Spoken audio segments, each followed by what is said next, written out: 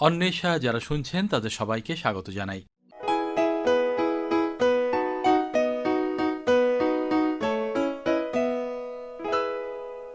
অন্বেষা বিজ্ঞানের অনুষ্ঠান, সেখানে বিজ্ঞানের খবর যেমন আমরা শুনি তেমনই শুনি বিজ্ঞানের বিশ্লেষণ, আর সেই সঙ্গে বেশ কিছু উল্লেখযোগ্য দিক যেখানে সমাজ, বিজ্ঞান, ইতিহাস একসঙ্গে জুড়ে যায় তার খবর নেওয়ারও চেষ্টা করি। এগুলো আমরা বলি না, আমাদের জানান আমাদের আমন্ত্রিত অতিথিরা। আজকে আমরা বিজ্ঞান জনপ্রিয়করণ, বিজ্ঞান আন্দোলন এগুলো নিয়ে কথা বলবো। কাদের সঙ্গে বলবো সেটা জানবো পরে। শুরুতে আমরা শুনব বিজ্ঞানের খবর। জলসেচ ও ফসল উৎপাদনের মধ্যে এক নিবিড় সম্পর্ক রয়েছে। একটা কথা চালু আছে, সেচের দরুন পৃথিবীর মোট শস্যের শতকরা 40% উৎপন্ন হয়।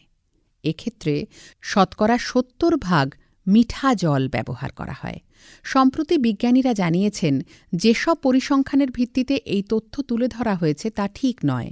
অনেক অসঙ্গতি আছে, তথ্যের খামতি আছে, প্রকৃত ও সঠিক তথ্য খুব কমই ব্যবহার করা হয়েছে। বিজ্ঞানীদের মতে প্রকৃত তথ্যটা অন্যরকম।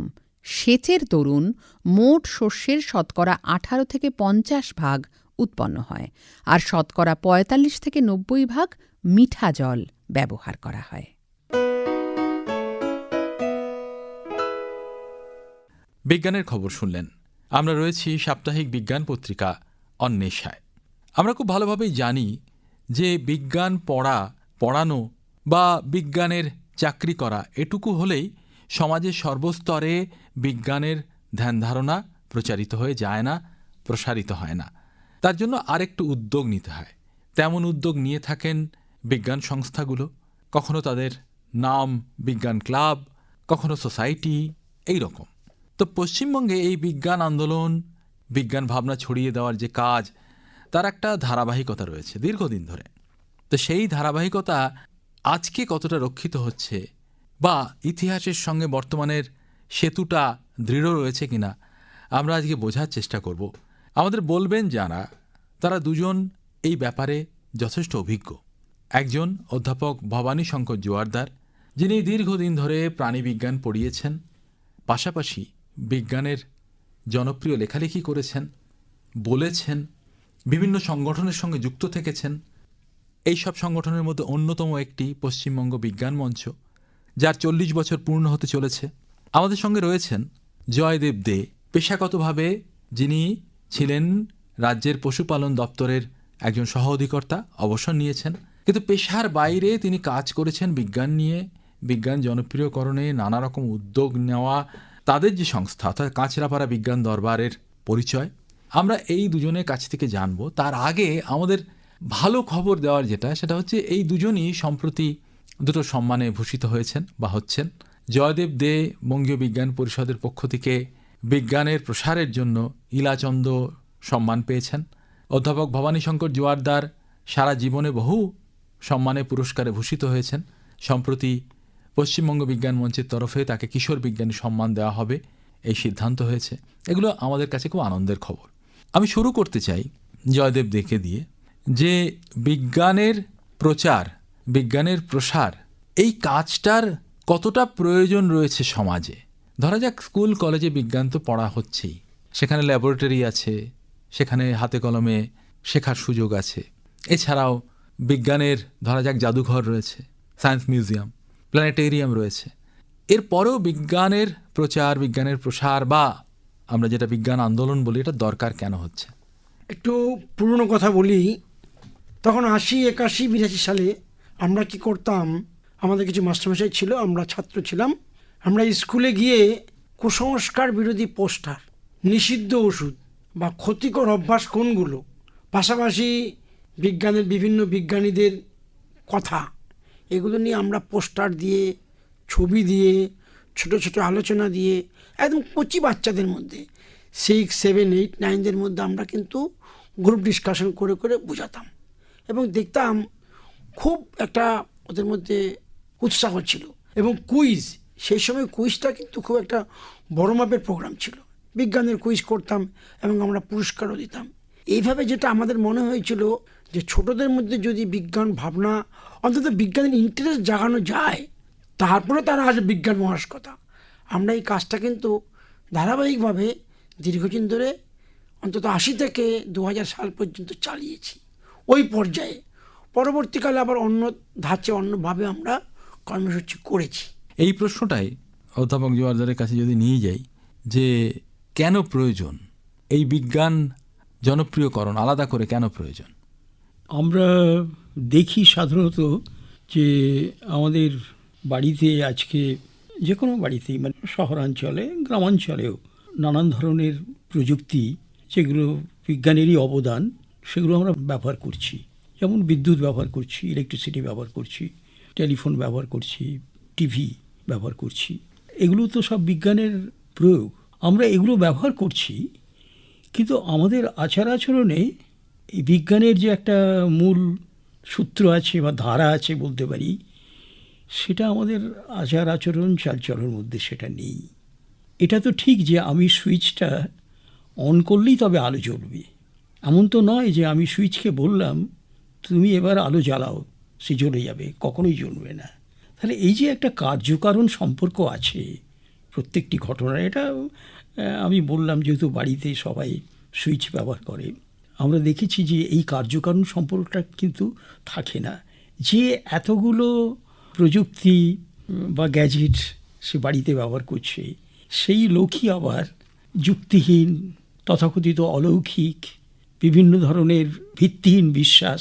সেই জন্যই আমার মনে হয় যে এই যে বিভিন্ন ধরনের কর্মসূচি, এই যে জয়দেববাবু বললেন যে আমরা প্রথমে স্কুলে গিয়ে এইসব করতাম, তার মানে একটু ধরিয়ে দেওয়া যে বিজ্ঞানের যে মূল সূত্রটা, যেটা ব্যবহার করে বা যার আলোকে আলোকিত হয়ে আমরা ইউরোপে বা এরকম উন্নত দেশে অনেক কিছু পরিবর্তন দেখেছি, অন্তত মানুষের আচার ব্যবহারে। তারা শেষ পর্যন্ত শিক্ষা দীক্ষায় এগিয়ে গেছে, তার একটা কারণ করতে হয়েছে এই সচেতনতা। এই সচেতনতার কথা অনেকেই স্বীকার করবেন। পাশাপাশি এই প্রশ্নটা উঠে আসে যে ধরা যাক সমমনস্ক কয়েকজন কখনো গিয়ে একটা ডেমনস্ট্রেশন দিলেন যে দেখো এইভাবে মিথ্যে কথা বলে এটা করা হয়, আসল ব্যাপারটা এইরকম, পরীক্ষা করে দেখানো হচ্ছে যে জল ঢাললে আগুন জ্বলে না, ওটা আসলে গ্লিসারিন ঢালা হচ্ছে, এবং সমমনস্ক কয়েকজন দেখালেই তো হয়। সংগঠন করার প্রয়োজনীয়তা কেন দেখা দেয় না? যদি ব্যাপকভাবে এটা ছড়িয়ে দিতে হয় তাহলে একটা সাংগঠনিক পর্যায় থাকতেই হবে। যেমন যে সংগঠনে যুক্ত ছিলাম সেখানে ধরুন 23টা জেলাতেই ওই সংগঠনের একটা শাখা রয়েছে।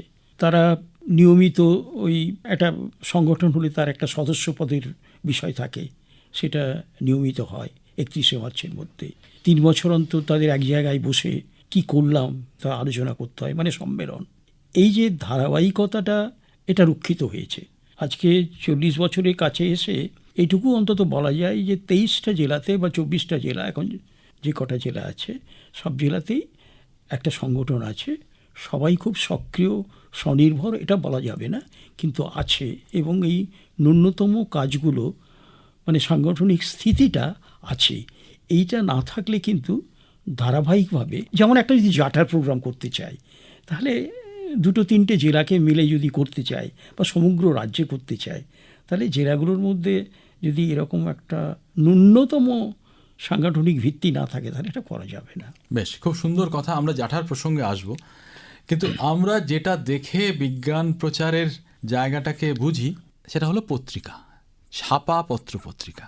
তো কাছড়াপাড়া বিজ্ঞান দরবার, যার অন্যতম রূপকার জয়দেব দে আমাদের সঙ্গে আছেন, তার কাছে জানতে চাইব স্মৃতি আর বর্তমানকে যদি মেলাতে পারেন।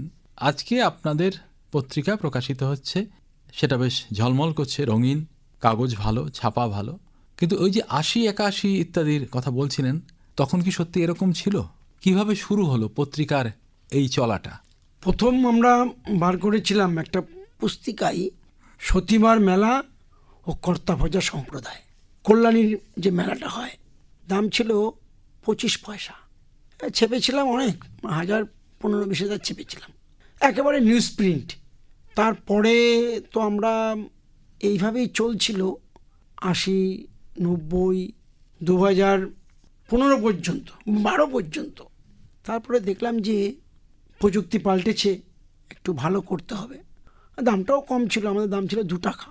তারপর আমরা চলে এলাম চট করে 20 সালে আমরা পত্রিকার প্রচ্ছদ রঙিনে চলে এলাম এবং আমরা দামটা একটু বাড়ালাম, 15 টাকা দাম করলাম এবং অনেক পাতা দিয়ে আমরা দেখলাম যে আরও বেশি বেশি করে লোকের কাছে গেলাম, অনেক মানুষ যুক্ত হলো এবং পত্রিকার লোকে নিচ্ছে।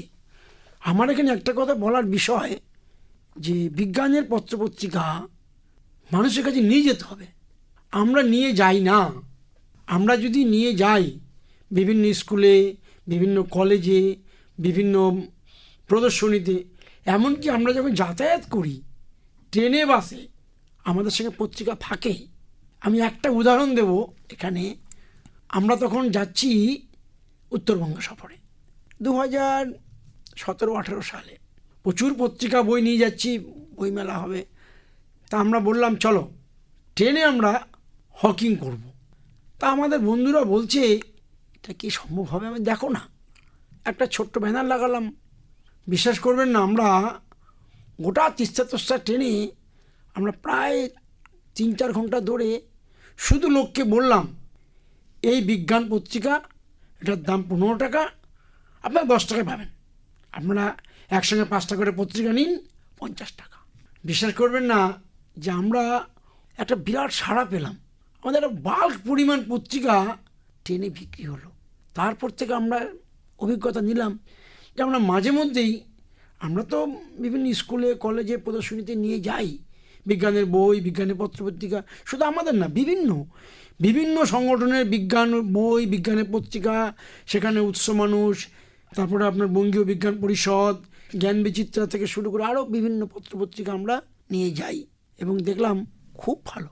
এই প্রশ্নটাই আমি আবার আনতে চাইব অধ্যাপক জোয়ারদারের কাছে। সেটা হচ্ছে যে পত্রপত্রিকা বের করে সংগঠন, সেটা কাছড়াপাড়া বিজ্ঞান দরবার হোক, পশ্চিমবঙ্গ বিজ্ঞান মঞ্চ হোক, অন্যান্য আরও কিছু সোসাইটির কথা জয়দেবদেব বললেন, সেগুলো হোক, এর মাধ্যমেই প্রকাশিত হবে, লোকের কাছে যাবে। কিন্তু এই পত্রিকা প্রকাশ করা আর লোকের কাছে নিয়ে যাওয়া, এই দুটো কিন্তু এক হয় না।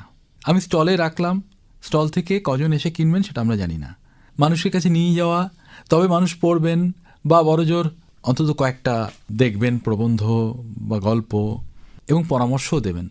এই ঘটনাটা, এই দুটোর মধ্যে যে সংযোগ, সেটা নিয়ে আপনার অভিজ্ঞতা কি? কেননা 86 থেকে আপনি এই সংগঠনকে দেখছেন, আপনি একসময় সহসভাপতি ছিলেন, কিভাবে নিয়ে যেতেন? যেহেতু প্রত্যেকটা জেলাতে যে সংগঠন আছে তার নিচেও একটা সংগঠন আছে, তার নিচেও আরও হয়েছে, কিন্তু মূল সংগঠন সেটা মূলত বিজ্ঞান মঞ্চের ক্ষেত্রে পঞ্চায়েত সমিতি ভিত্তিক আর হচ্ছে পৌরসভা ভিত্তিক। মানে একক হিসাবে এগুলোকে ধরবো। হ্যাঁ, এগুলো হচ্ছে জেলার যে একটা কমিটি আছে তার আন্ডারে। যেমন আমি হুগলি জেলার কথা বলতে পারি, যেখানে আমি কাজ করেছিলাম। সেখানে আরামবাগ বিজ্ঞান কেন্দ্র আছে, আবার রিষড়া বিজ্ঞান কেন্দ্রও আছে। অর্থাৎ রিষড়া হচ্ছে পৌরসভা আর আরামবাগ তখন ছিল পৌরসভা ছিল না, পঞ্চায়েত সমিতি ছিল, সেখানেও ছিল।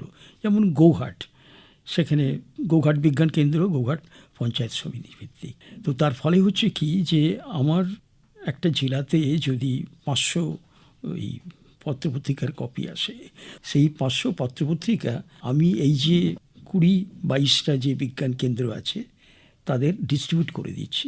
সেটা আগে সভা করে ঠিক করে দেওয়া হয় যে তুমি 40 খানা নেবে, তুমি 22 খানা নেবে। ফলে যখন পত্রিকা বেরোলো, পত্রিকা তারা জেলাতে পাঠিয়ে দিল, জেলা কেন্দ্রে। সেখান থেকে আমরা এগুলোকে ওই বিভিন্ন বিজ্ঞান কেন্দ্রে নিয়ে গেলাম। বিজ্ঞান কেন্দ্রের যারা দায়িত্বে আছেন বা যুক্ত আছেন তারা কিন্তু এটা করছেন মোটামুটি।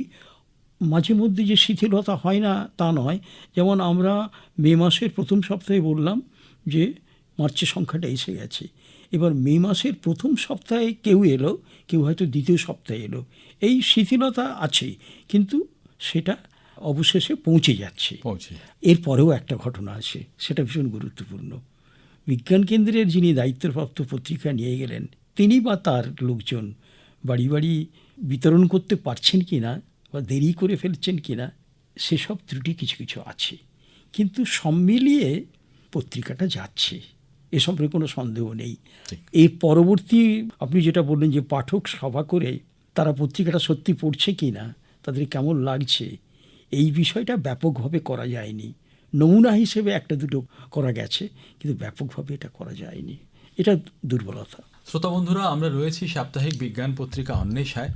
আমরা কথা বলছি এমন দুজনের সঙ্গে যারা নিজেদের পেশাগত পরিচয়ের বাইরে বেরিয়ে বিজ্ঞানের জন্য কাজ করেছেন, বিজ্ঞানের মানসিকতা সমাজের মধ্যে ছড়িয়ে দেওয়ার জন্য দীর্ঘদিন ধরে পরিশ্রম করেছেন এবং বহু জায়গায় এই কারণে তারা সম্বর্ধিতও হয়েছেন। আমাদের সঙ্গে রয়েছেন অধ্যাপক ভবানী শঙ্কর জোয়ারদার, রয়েছেন জয়দেব দে। অধ্যাপক জোয়ারদার, আপনি নিজে প্রাণীবিজ্ঞান পড়িয়েছেন, এর পাশাপাশি আমি যদি ক্লাসরুমটা বাদ দিই, বৃহত্তর সমাজে আপনি যেভাবে সুন্দর করে প্রাণীবিজ্ঞানের কথা বলেন, পরিবেশ সংরক্ষণের কথা বলেন, সেটা খুব আকর্ষণীয়। এই যে জিনিসটা, এটা আপনি শিখলেন কি করে? এই যে সরাসরি প্রশ্নটা যদি আনা যায়, মা বাবা শিক্ষক এদের প্রভাব তো আছেই, তাগিদটা বোধ করলেন কিভাবে? এটা হলো যে আমাদের যে সেই 1987 সালে যে 5টা জাঠা হয়েছিল, এই জাঠার প্রযোজক ছিল FTC, হ্যাঁ, ওই কেন্দ্রীয় সরকারের যে national council of science and technology communication, ওই দপ্তর ছিল আর কি। তা আমাদের জেলাতে, আমি তখন হুগলিতে থাকতাম, আমাদের জেলাতে 18ই অক্টোবর ওই জাঠা এসেছিল। জাঠা যখন পরিক্রম করছে, বিভিন্ন সারাদিন ছিল ওই 18 তারিখে, যখন পরিক্রম করছেন তখন বিপুল মানুষের সমাগম।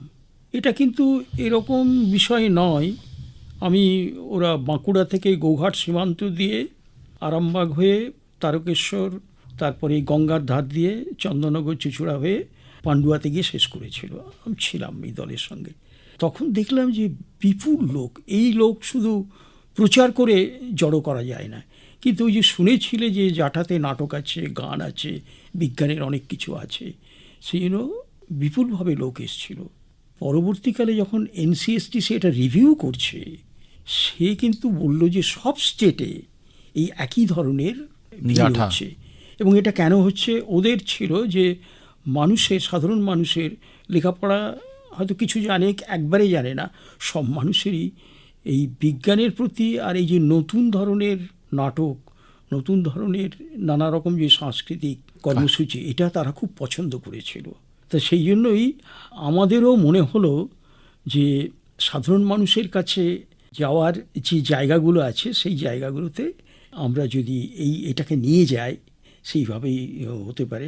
আমার বেশ মনে পড়ছে, বিজ্ঞান ও প্রযুক্তি দপ্তর 9-এর দশকে সবে তখন সায়েন্স অ্যান্ড টেকনোলজি একটা কমিটি খুলেছে। সেইখানে যিনি দায়িত্বে ছিলেন, তাকে আমরা আমাদের হুগলি জেলার পক্ষ থেকে বললাম যে আমরা স্কুলে পরিবেশ ক্লাব তৈরি করব, কিছু সিট মানি দিতে হবে। তা আমরা এরকম প্রথম 36টা স্কুলে সিট মানি দিয়েছিলাম। সেই স্কুলগুলোতে, এবং সেখানে যে ইকো ক্লাবের নিশ্চয়ই ওই তখন খুব সামান্য ছিল, 1000 টাকা সিট মানি ছিল। 1000 টাকা দিয়ে পরিবেশ ক্লাবের সারা বছরের প্রোগ্রাম হয় না, ফলে স্কুলও কন্ট্রিবিউট করেছিল। সেটা এত জনপ্রিয় হলো যে বিজ্ঞান ও প্রযুক্তি দপ্তর এবং পরবর্তীকালে সেন্ট্রাল গভর্নমেন্ট তারা ইকো ক্লাবের একটা প্রোগ্রাম ধরলো। কিন্তু এটা প্রথম আমরা এখানকার বিজ্ঞান ও প্রযুক্তি দপ্তরকে দিয়ে করিয়েছিলাম 36টা স্কুলে। এইগুলো প্রমাণ হচ্ছে যে মানুষ এক্সপোজার চাইছে, যে এই যে পরিবেশ সংক্রান্ত যে বিভিন্ন বিষয়গুলো, সেগুলোকে জানা, সেগুলোকে একটুখানি হাতে কলমে দেখা, একটা গাছ লাগানো, সেটাকে রক্ষা করা, সেটা বড় হবে, এই জিনিসগুলোর প্রতি মানুষের খুব আকর্ষণ আছে। সেই জন্যই আমরা। শ্রোতা বন্ধুরা, এই যে জাঠা শব্দটা উচ্চারিত হলো, অনেকের কাছে পরিচিত, অনেকের কাছে নয়।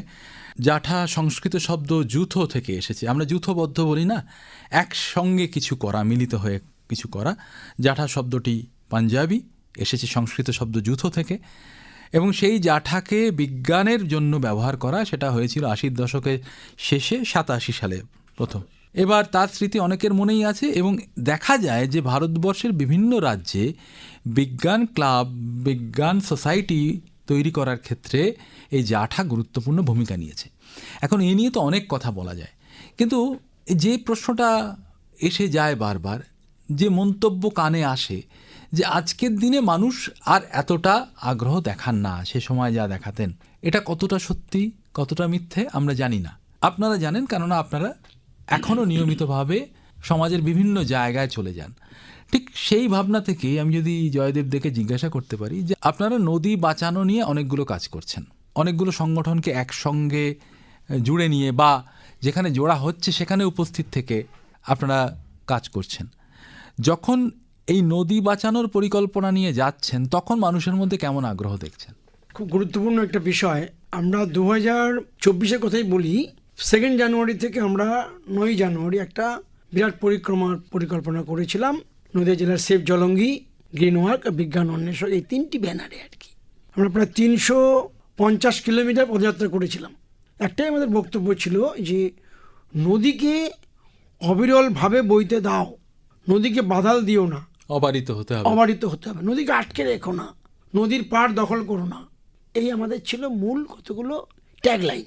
আমার মনে আছে প্রথম যেদিন করলাম জলঙ্গির একদম চাপড়া থেকে সে আরও দূরের দিকে করিমপুরের দিকে, বিশ্বাস করবেন না শ্রোতারা যে কত মানুষ, বাড়ির মহিলারা, বাড়ির যারা বিশেষ করে যারা জেলে সম্প্রদায়, তারা এসে বলছে নদী বাঁচবে তো, নদীতে জল আসবে তো, নদী তো আটকে আছে, জলঙ্গি তো আটকে আছে, তাকে বাধাল দিয়ে আটকে রেখেছে।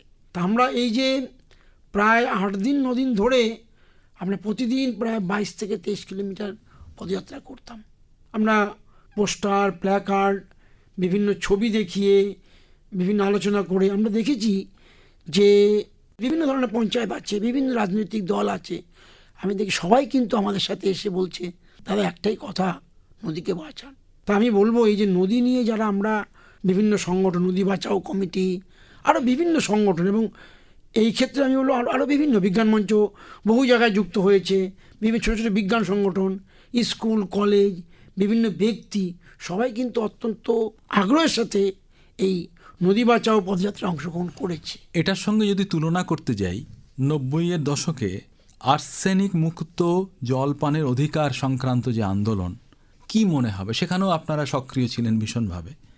সেই সময়টার এই সময়টা কি পৃথক, নাকি আপনাদের চোখে একরকম?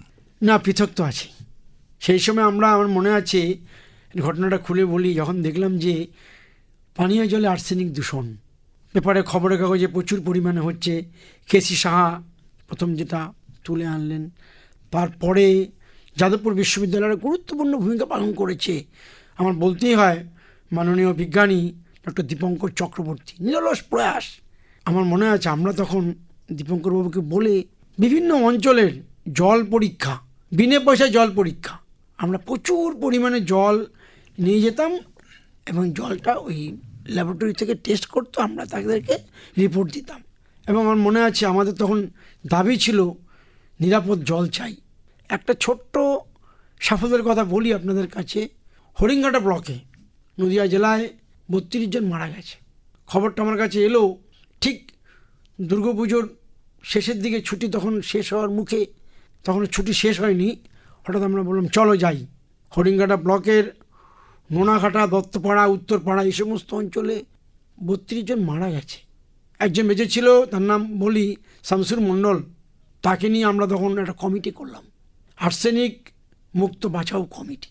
আমরা সেই কমিটি ব্যানারে পথসভা, প্রচার সভা, অনেক কাজ করে মুখ্যমন্ত্রীকে মেমোরেন্ডাম দেওয়া, রাজ্যপালকে মেমোরেন্ডাম দেওয়া। সাফল্য এটাই যে এখন কিন্তু তারা আর্সেনিক মুক্ত পানীয় জল পাচ্ছে।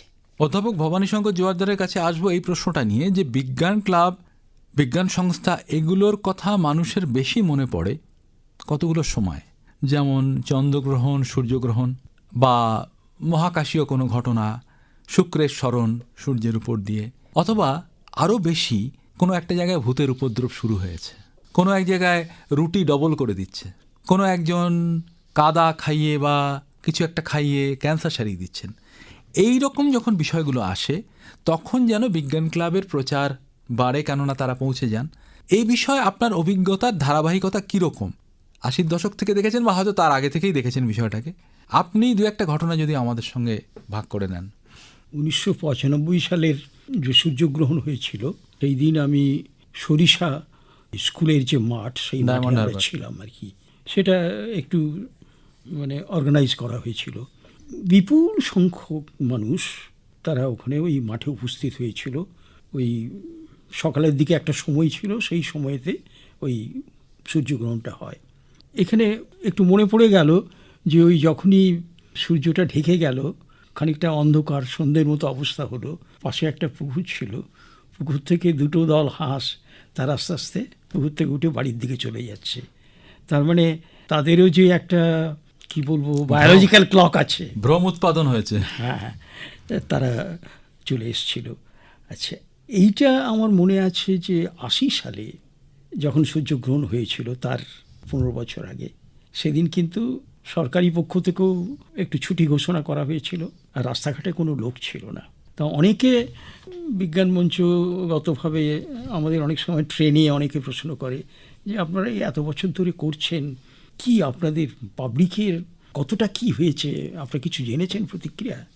তখন আমি এই ঘটনাটা বলি যে ৮০ সালে যেখানে একটা অঘোষিত কারফিউ হয়ে গিয়েছিল ওই সূর্যগ্রহণ না দেখার জন্যে, সেটা ৯৫ সালে সেখানে আমাদের একটা ভূমিকা ছিল। আমরা ওই বম্বে থেকে চশমা জোগাড় করেছিলাম এবং সেই চশমা সবাইকে দিয়েছিলাম, যেহেতু খালি চোখে ওটা দেখা একদম উচিত নয়। তা সেটা তারা সঙ্গে সঙ্গে সব জায়গাতে তারা বাইরে বেরিয়ে এসে তারা ওই চশমা দিয়ে তারা দেখেছিল। এটাকে আমরা বলি যে আমরা যে প্রচার করেছিলাম সেটা খানিকটা কাজে লেগেছে আর কি। ঠিক যেভাবে গণেশের দুধ খাওয়ার প্রথম ঘন্টা, ১.৫ ঘন্টা ২ ঘন্টা আমরা সক্রিয় ছিলাম না, পরে যখন এটা সক্রিয় হলাম এবং তারপরে এটাকে একটা নিয়মিত অনুষ্ঠান হিসেবে দেখাতে শুরু করলাম স্কুলে, স্কুলের বাইরে, সাধারণ জায়গাতে, তখন দেখলাম যে তারপর থেকে আর এই গণেশের দুগ্ধপান এই জাতীয় ঘটনা আর ঘটেনি।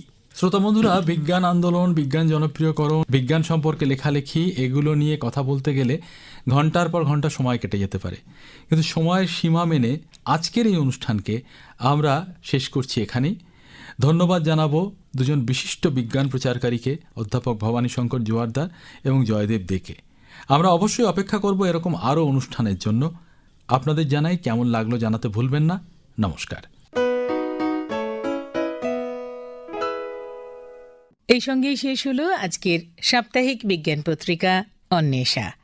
সম্পাদনা মনোজ কর, প্রযোজনা ডক্টর মানস প্রতিম দাস, পরিবেশনায় আকাশবাণী কলকাতা কেন্দ্রের বিজ্ঞান বিভাগ।